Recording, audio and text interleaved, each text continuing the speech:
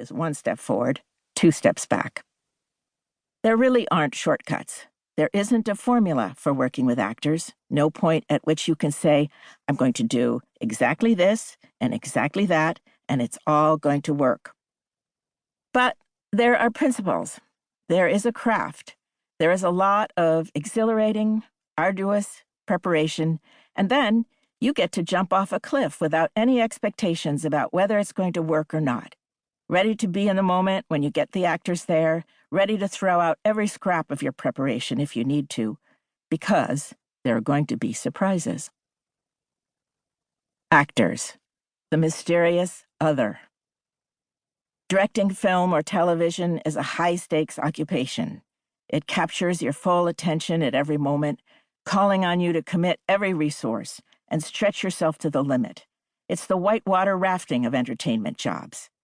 But for many directors, the excitement they feel about a new project tightens into anxiety when it comes to working with actors.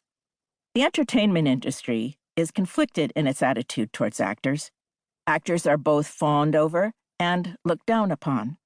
Actors are an irrational and baffling other.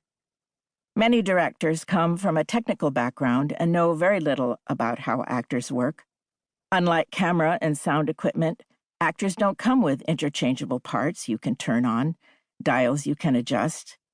Directors who have come up from the production side of film may even have a prejudice against actors. There is often a feeling on film and television sets that, compared to the expertise and long hours required of the crew members, what actors do is not really work. After all, anybody who can walk and talk at the same time could do it, right? Writers who turn to directing often become troubled and impatient with actors because the lines when spoken don't come out exactly as the writer imagined they would. Directors who are highly gifted visually and completely at ease with the camera, directors of commercials and music videos, for example, are sometimes bored with dialogue and uncomfortable with actors. And I am sorry to say that it is my observation that students can graduate even from prestigious film schools knowing nothing about techniques of directing actors.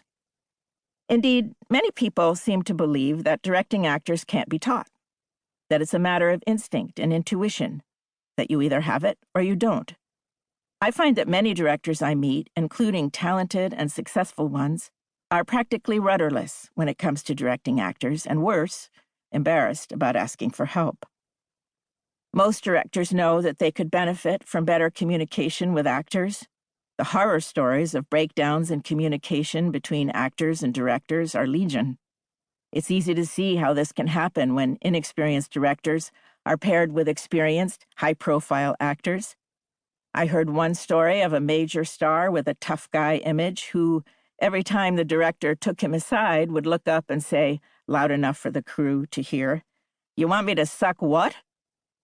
Now, maybe the veteran actor was trying to relax the young director by teasing him out of some of his earnestness. Or maybe he was crudely letting the poor fellow know how stupid he thought the director's input was. It's not unusual for actors to be dismayed at how little directors know about them. First-time directors typically put a lot of care into getting the most production value for the money they have available, but very little care and preparation into understanding the characters and supporting the performances. As a result, the worst thing about low-budget films is often the acting.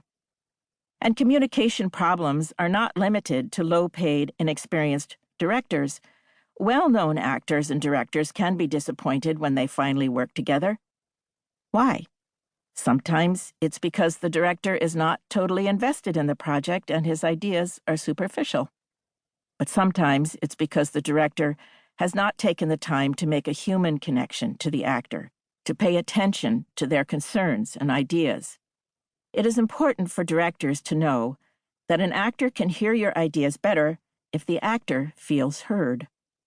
One of my goals is to help directors and actors develop a shared language. The craft of directing. Directing actors can be taught as a craft. It does not need to be mystified. Over the many years that I have taught my seminars and consulted one-on-one with working directors, I have evolved a set of principles